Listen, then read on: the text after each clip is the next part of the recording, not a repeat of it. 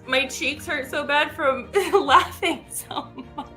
Share with us, what are you most excited about this new year and how you are looking forward to the future? And yeah. I am most excited for season 2 of the Data Podcast for Nerds and meeting so many more awesome professionals, talk about data skills, get into some nerdy fun bits, and all that jazz. I'm also excited about...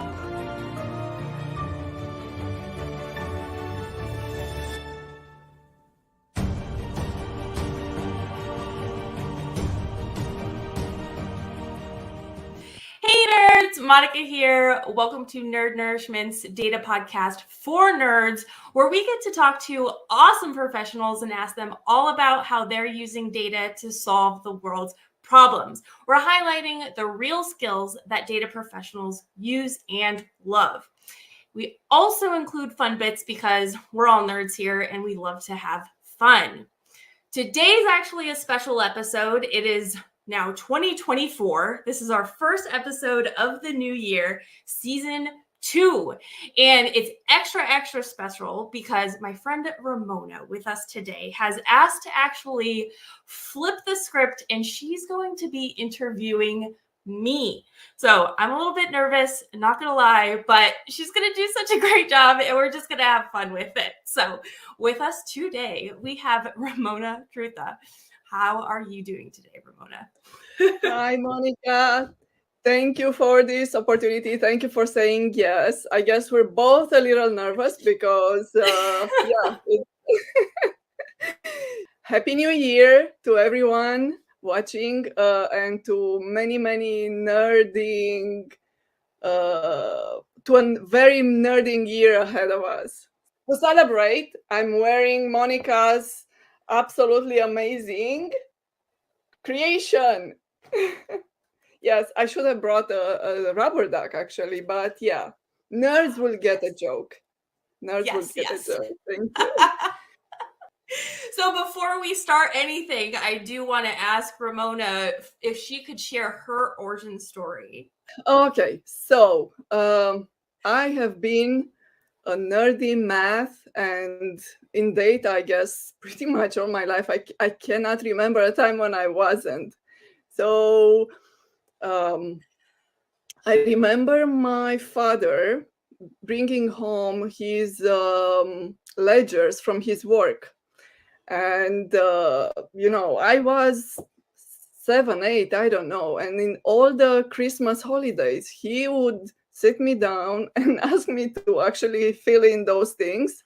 So I have been exposed to ledgers and, putting numbers in columns and tables ever since I was a little kid. And because I was so good at math, yes, I was the designated one. And all my life, I was the person who, I don't know, the accountant in all the events, the fundraising, everything. Ramona was holding the purse and keeping the accounts in place, and so all of that stuff. Right now, fast forward, as I said, I was a math nerd, and I've always wanted to be a math teacher. And when I finished high school in Romania, we had to pass an exam to go to university. So we had 3 exams, actually 3 days of exams. And before that, so you had to fill in your options, right? Because I wanted to study math. So the faculty of math, we had 3 options when we went to the exam. So the first one was pure math. Then we had computer science, and we also had applied math. And as I was filling that form, a friend of mine who was with me said, you know what, you can do with a computer science degree anything that you can do with a math degree and some. So I put computer science first, and I got a very high mark. So I ended up in the computer science program, which I knew nothing about. So my first reaction, first computer science class, x equals x plus 1. So Monica, you're also a math nerd. When you come from math, that makes no sense. So and things haven't made sense for me for a while, and I struggled all the way until we started studying functional programming. So that is when things started to make sense. And so it was a struggle, and a lot of my classmates in university in the program have been coming from 4 years of high school computer science. And so by the time we got to functional programming, things evened up, and we were all at the same level, kind of. So yeah, and at the same time, I've discovered databases. So it just so happened that in the same year, I took functional programming, databases, probabilities, and those were my strengths. And yeah, fast forward, I always wanted to leave Romania. And although I got a really amazing job at the university there, at the medical university, I got a scholarship to do a PhD at University of Toronto. So I just came to, that's how I came to Canada, on a scholarship. And things were challenging. And my advisor got diagnosed with cancer when I was in my third year. And it was tough. He passed away.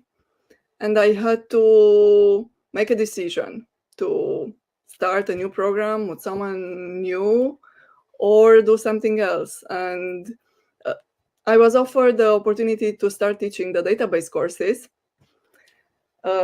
one of which was the course that my advisor used to teach. So that was some big shoes to fill.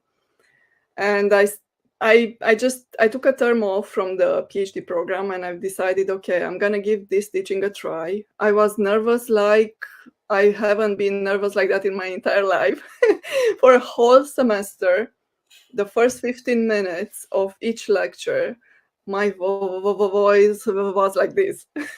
So, but I pushed on and I showed up every week, and the students appreciated the empathy that I was bringing in the class.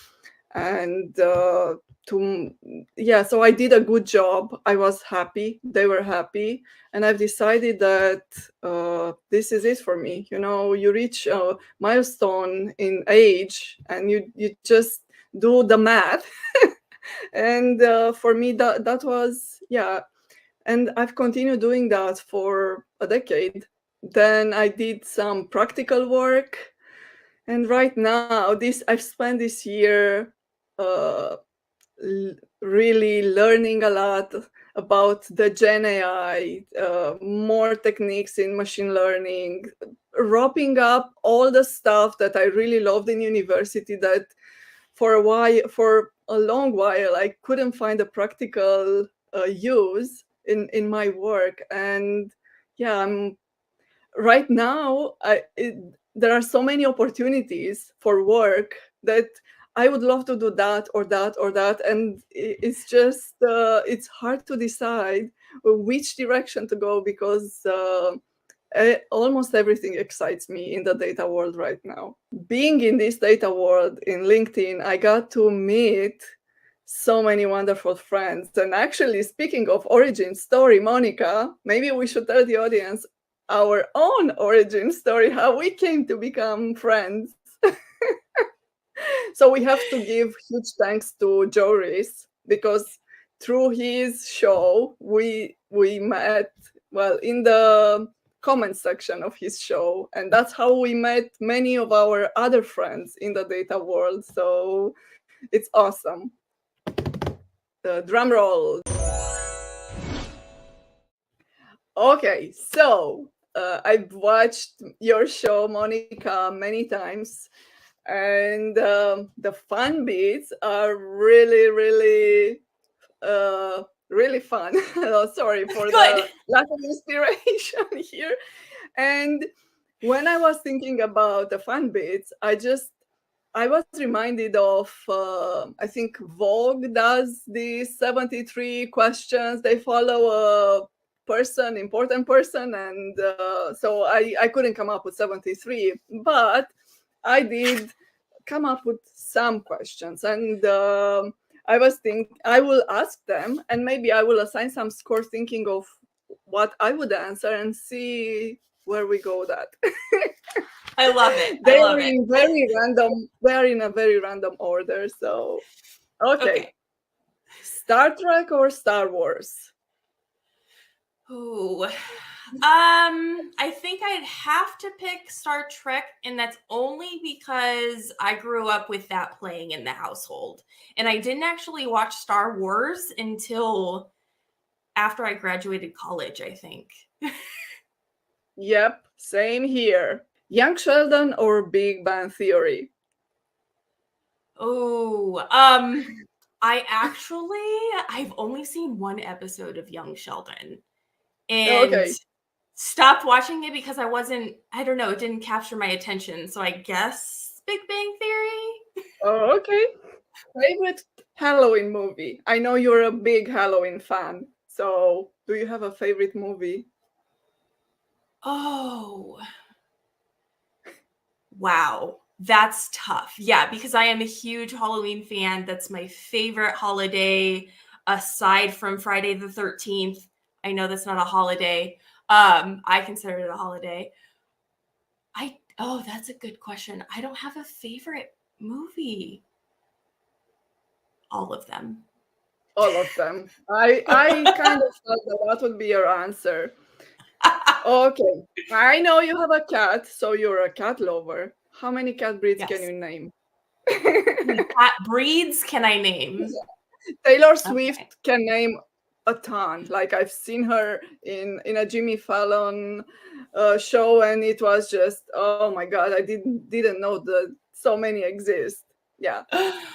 Oh, okay. So I'll first start off with Calico. I have a baby girl. She passed a couple years ago. Her name was Chloe, and she was a calico. So I start out with that.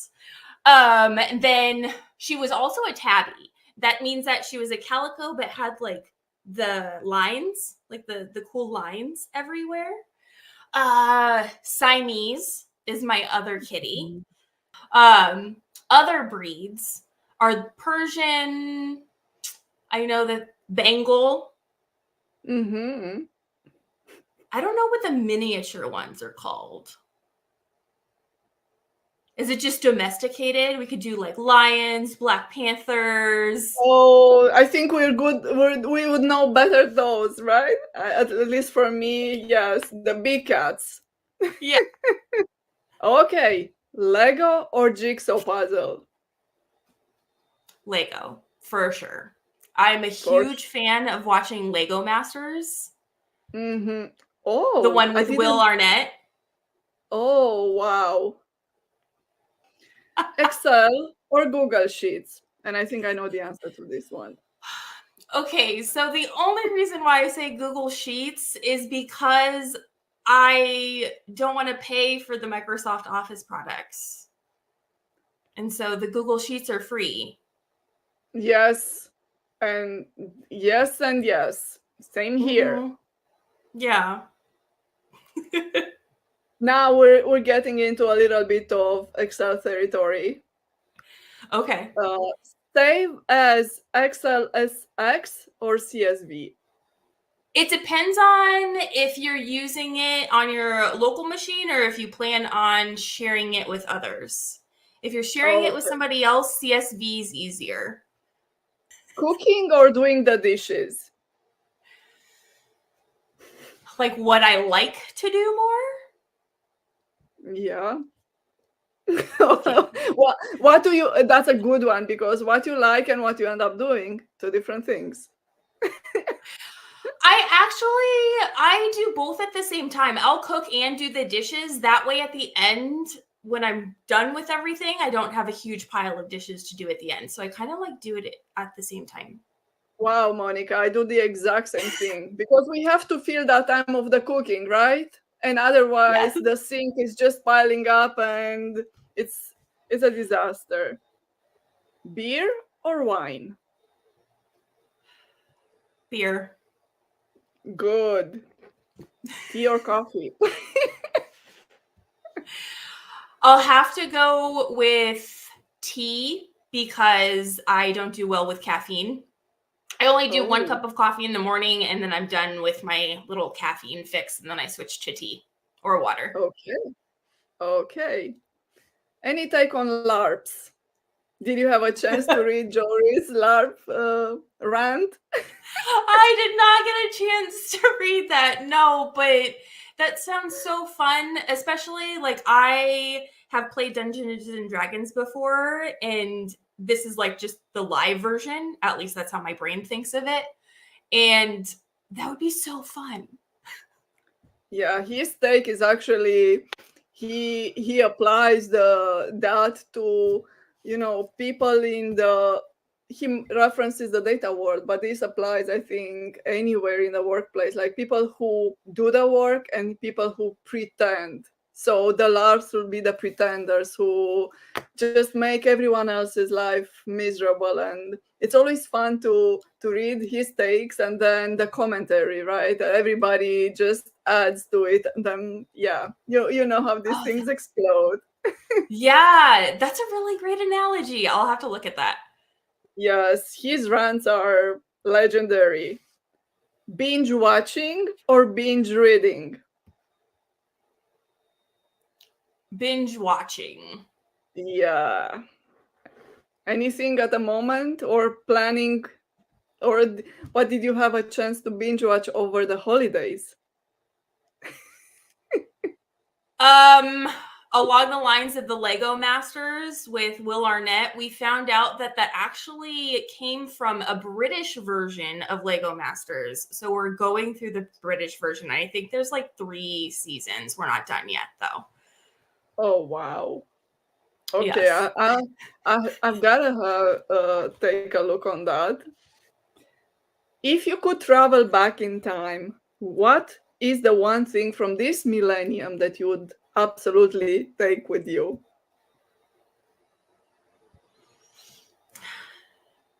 I think the go-to answer for people would be your cell phones, but they wouldn't work. So that really wouldn't make any sense. How far back am I going? A good pair of sneakers. Wow. Yes. But even those, right? I mean, the technology came, was improved with the sneakers as well. So, yeah, I think I would take the internet. You would take the whole internet. Okay, I was not thinking big scale like that. Okay, that's smart. I mean, obviously the cell phone is the answer, but it won't work without the internet. So maybe we should at least have satellites and to, I don't know, GPSing something. It also depends on how far back on time we would like to go, right? Main takeaway there that I got from this is to think bigger. Think bigger. Yes, think bigger. If you could attend any concert or show or event, which one would that be? What is the one thing that you really want to? I'm not a big concert goer like everyone else seems to be. I did go to the Trans-Siberian Orchestra a couple years back during Christmas time.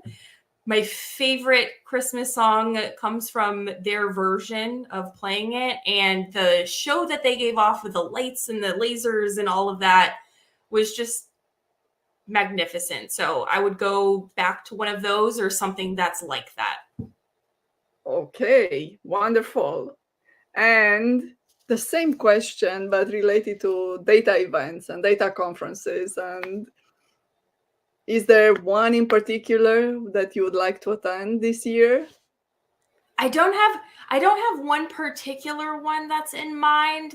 I just really, in general, love the conferences that have more like general topics that they cover Mhm. versus the ones that are more like sales pitchy. Yes, the vendor-oriented ones, right? Yes, Mhm. yes. Okay, so Monica, you've had an amazing year with your podcast. Now, um, I don't know if you ever mentioned the origin story. I've heard a little bits and pieces when you did the Christmas panel with um, several of your esteemed guests.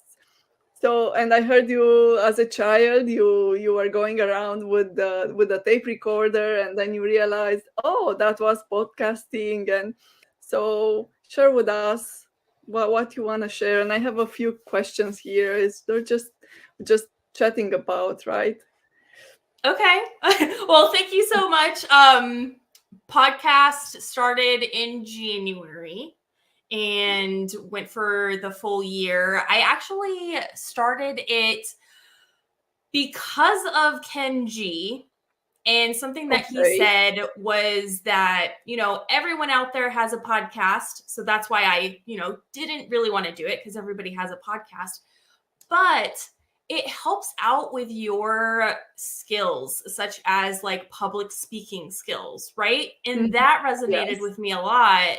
And I was like, okay, I think that's the reason why I'm going to start this, just because it allows me to speak with people, meet different people, network with all kinds of awesome professionals. And so it was kind of just, it started out as a selfish thing and just trying to present more and speak more and network more. And I just loved it so much. It started out actually just as like an every other week thing because I didn't know how much it would kick off. And I just got more and more interest in more and more people volunteering to be guests. And it turned into weekly, I think maybe the second or third month.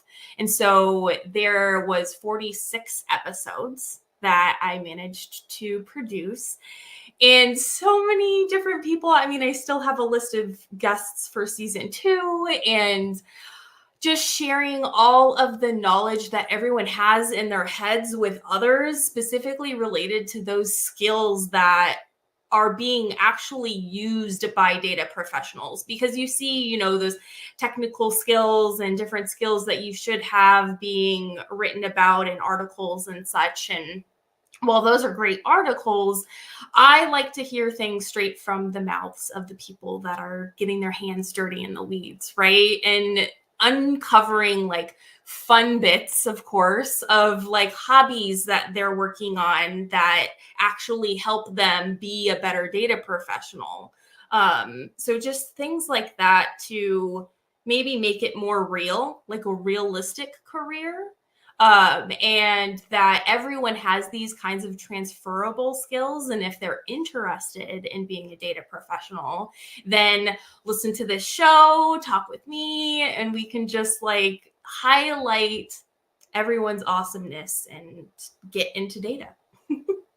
That is awesome, Monica. And have you ever thought? Of course, you have thought, but in our everyday lives, right? Like I open my kitchen cupboards and I look, what I see is data. My jars are, it's, we cannot separate the professional from the personal person. We bring our personality into our professional life and vice versa. And it's sometimes it's just, it, I'm in awe of watching myself doing certain things and then watching my daughter picking up things, and it's just the way we organize everything, and it's everywhere in our lives, right?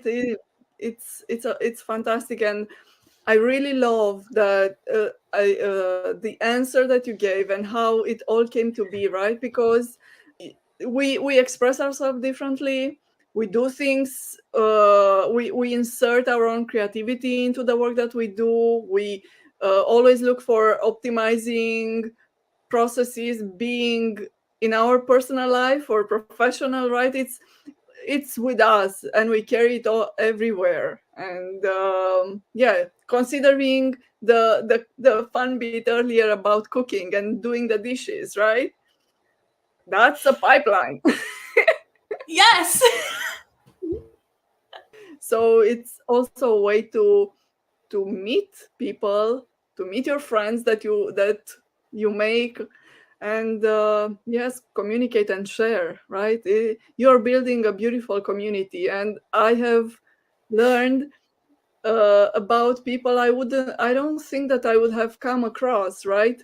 Just by watching your podcast. So thank you on the name of everyone here listening. Thank you, Monica.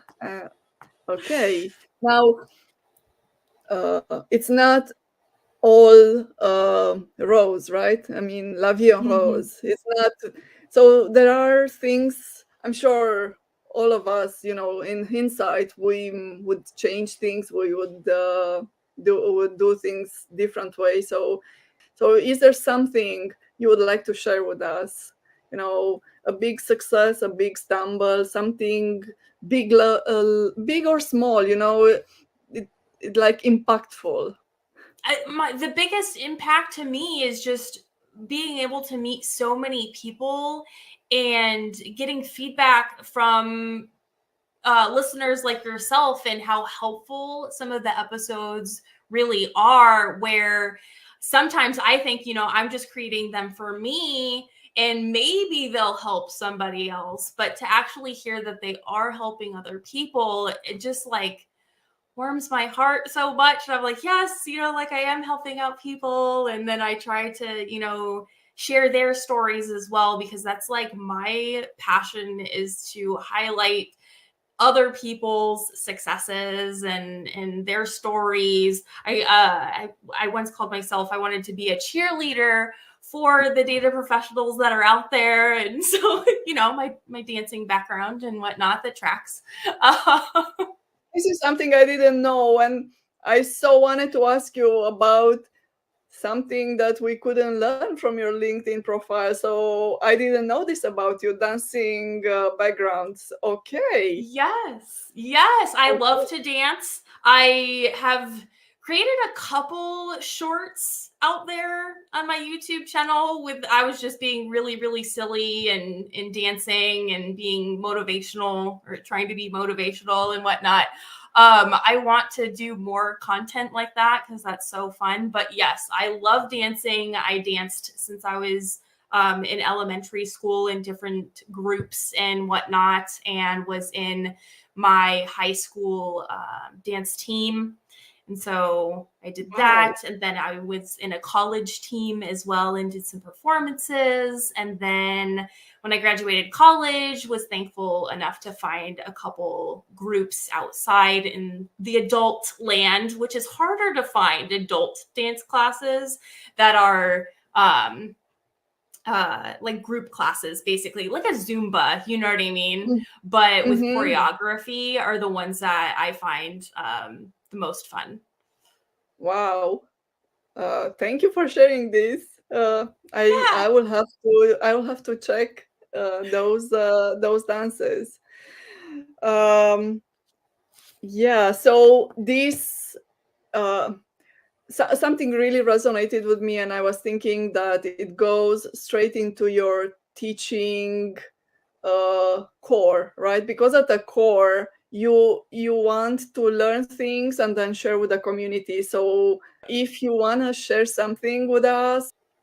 Absolutely, yeah. So teaching, I always wanted to be a teacher when I was growing up, and then was advised to go into career that would make me money. And so I ended up Yeah. in data, which is a great place for teachers, because when you're in data, you basically have to teach others, whether it be your team or your stakeholders or any other people that you're presenting to. You're really teaching others. And so Mhm. I really like the fact that teacher in me has stayed with me along my career journey. Most recently, about a year ago, when I got laid off from corporate, I was like, okay, let's just like pivot entirely and try to see if I can do this whole teaching, mentoring thing full time. And I have just had the most fun time this year with that FinTech edX course that wrapped up at the end of the year. Lots of really good takeaways. I love teaching so much. And it validated that for me, I think, formally teaching. And so when I got accepted to teach a LinkedIn course, I was like, oh my gosh, yes. And so I'm still in the very beginning stages of that with the LinkedIn learning. And the only thing that I can share with that is that it will be on a favorite topic of mine, data security. And I will be sharing more about like my journey and asking questions to folks and certain like little updates along the way. But that is what I can share. Yes, congrats, Monica. I am with you when it comes to teaching. It is absolutely rewarding. And I have a teaching portfolio it's bigger than 100 pages. I had to do that for my teaching job. And I was reading about the teaching philosophy that I wrote many, many years ago. And I still stand for the exact same principles as when I started. And it is a noble job. Teaching is a noble job, noble and rewarding and very hard job. But when you see the faces of your students and oh, they got it. When you see that blinking light, it's that's the biggest dopamine hit. Yeah, that and the questions that they come up with and ask, you're like, that's a clever question. Exactly, very clever. When you do it many times, the questions tend to be very similar. So you have like a core set of questions, but then you get the outliers of the questions, and wow, it's truly rewarding. And yeah, I love being a student. I love being a student, and I love being a teacher. So I know this is one of the questions that you usually ask your guests. So how do you learn new things? It's really hard answering your own questions and taking your own advice, by the way. My favorite, hands down, is taking online classes that have some part of do-it-yourself to it. So a lot of courses that I've seen out there are very like hand-holdy, where they're basically kind of feeding you the answers as you go along, and then you kind of get a sense of false learning that gets embedded. You're like, okay, I think I know the answers, but you are like also given the answers at the same time. So when they give you something like at the end that completely puts you on your own to then solve a whole new set of questions with hopefully a whole new data set, then those are the most beneficial, because then you're actually applying what you just learned along the way to a whole different realm. Yes, absolutely. And I cannot emphasize more the need of doing the practical stuff from the work that you take. And I love the live lectures online. It emphasizes a lot more like the atmosphere in a live class, right? But I love the convenience, really, because you can take whatever class you want. Yeah. So I've tried several platforms. My favorite so far is Uplimit, which is the former Corise. So, and they have 2 or 4 weeks courses, and very intense, and it's very, with big professionals from the industry. You have class and you have project and office hours, so it's very, very much like university setting. But yeah, and I can't get enough of these classes. And yes, I love being a student. I want to ask you about your e-commerce shop. Now I'm switching gears a little here. I am gonna highlight the result of your beautiful, beautiful design with your husband. Thank you. Oh, and thank you for purchasing one of the items. It's so awesome that like my logos are finally flying out there. But I always wanted a company logo on a shirt and to like wear the shirts because I like wearing swag from different conferences. And I'm just like, I want my own swag someday. So I figured out how to do it. And so I put together a shop and I have my original logo with the Nerd Nourishment on there. And then I also wanted to create some fun characters since I'm a fan of cats. I came up with a cat logo and she likes to be curious.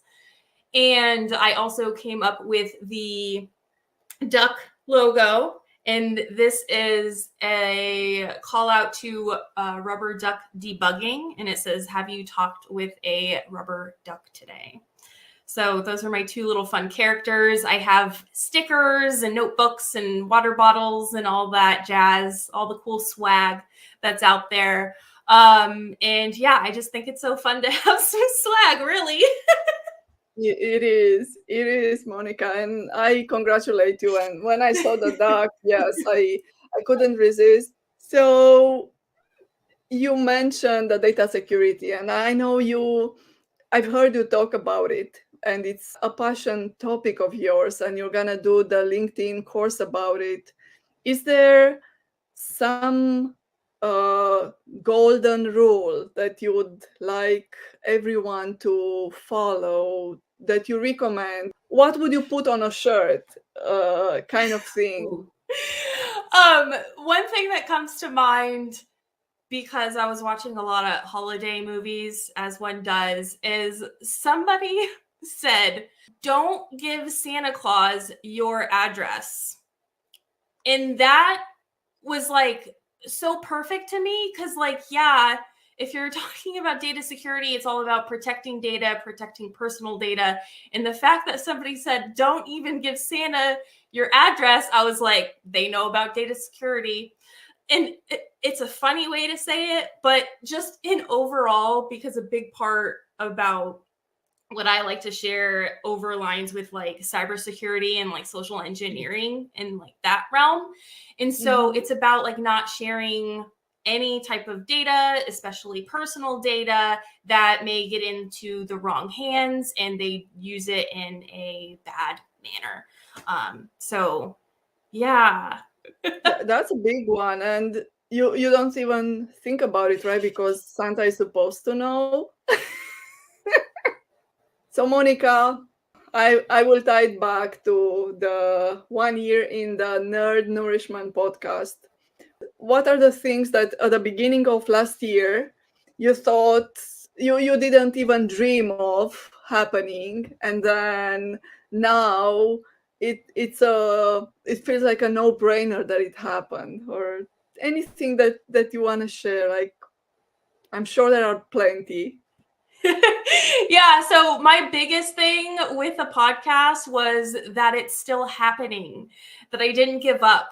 And it's gotten so popular, for a lack of a better word, that people are reaching out to me asking if they can be on the show and share their story. And so for people to find the show and, like I mentioned earlier, for people to reach out to me and express how helpful it is and give me some feedback is just the best thing ever. I heard a stat that I think it's like most podcasts run up to episode 20 and then they drop. And like we're at 46, this is 47, and so it's just, we're season 2. Yay! And I love that it's a prime number. I have a thing with prime numbers. Go figure, the math nerd, right? Even when I set up my alarm clock, the minutes are always a prime number. Like, it's Okay. As I was imagining this episode, I wrote a few things here, and I will read it to you. Love your consistency. So this is the first thing that I wrote It just ties back into exactly what you said.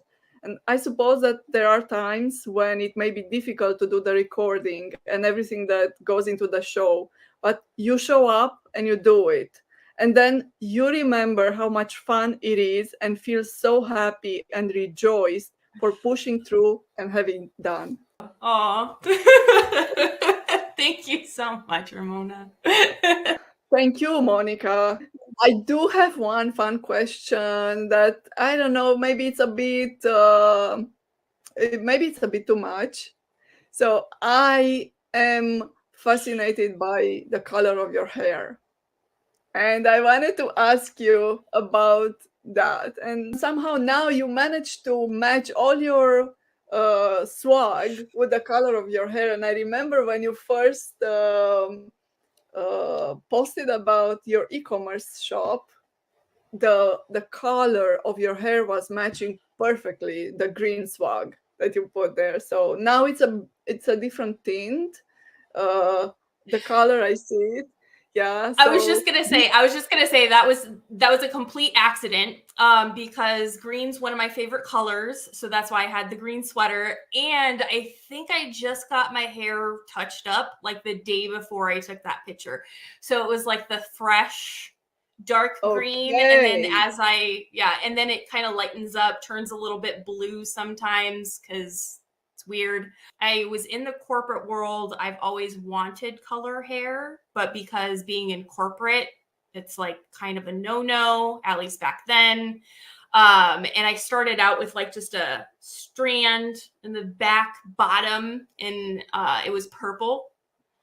And then as I got more comfortable and people knew Monica's unique anyway, so the color just makes sense, then it kind of just like took over, and now it's my whole head, and I've gone through the whole rainbow. So I've had pretty much every color of hair, and the green I think has just been my longest recent one. The purple one being another long stint as well, but it fits you so well. And thank you. Just, I think, but now it's such a big part of how we know you that I guess if you decide to do something different, it will be visible. Let's just put it that way. So I can't go back to because my LinkedIn, I changed my LinkedIn picture in 2023, I think at the beginning, because I got bangs. So that was something new. And then I had switched my color. It was red, and then I had the green. And I had noticed when I was having guests on the podcast and just meeting and networking and whatnot, that people looked a lot different when they came on screen than their LinkedIn pictures. And sometimes it caught me off guard, like, oh, am I in the wrong meeting type thing? So then I was like, maybe I should change my picture, because I mean, bangs throw you off. I still don't want to put glasses in my picture for some reason. But anyway, I did want to make that update to the picture so that it's not too much of a shock when you get onto camera with me. Well, it's really funny what you mentioned about the pictures, right? Because we look at the pictures, we imagine, and then, yes, I remember meeting people in person, right? So not even this is a next step, but when you meet them in person, it's even after having a virtual conversation with them on video chat, it can still throw you off. So it's so interesting. And when I see our colleagues and peers without glasses, I'm thinking, wow, how is that even possible? And it's funny, right? I always thought it strange that people didn't know Clark Kent and Superman were the same person just because of the glasses, until what you're mentioning, right? You talk face to face with somebody on a Zoom every day and they're wearing glasses, and then you run into them at the grocery store or in the office and they're not wearing their glasses and you have no idea who they are. And I'm like, Clark Kent, okay. Yes. Okay, so Monica, I had such an amazing time being here today with you. Thank you so much for entrusting me with the 1 year in the Nerd Nourishment podcast episode. And for your audience, what are you? Maybe you wanna share with us what are you most excited about this new year and how you are looking forward to the future. And yeah. I am most excited for season 2 of the Data Podcast for Nerds and meeting so many more awesome professionals, talk about data skills, get into some nerdy fun bits, and all that jazz. I'm also excited about providing more mentoring for y'all and anybody that's interested in transitioning into the data field. I would love to help, and I'm putting together a data career strategy program. I'm doing a soft rollout. So I am accepting a limited number of folks to help out starting this month. And so that's open, and I'm very excited about that. And of course, the LinkedIn Learning course when that rolls out. And again, I'll provide all of the updates on my journey through that and providing more nerdy content. Wow, Monica, this is so fantastic, and we are all looking forward to uh, go alongside with you in this new journey. And you are inspiring us. And thank you so much for your perseverance, for the consistency, for keep showing up. Yeah, this I didn't even know that this was on my bucket list, but now I can cross it off. And I'm looking forward to jumping in some other office hours. And yes, this should be a tradition. Thank you so much, Ramona, for volunteering to do this. This was so fun, and you're a great host. I agree, it should be a tradition. So thank you so much, Ramona. My pleasure, Monica. Absolutely my pleasure. And to sign off, do you want to sign off or do I want to sign off? You sign off. As always, folks, happy learning. Happy learning.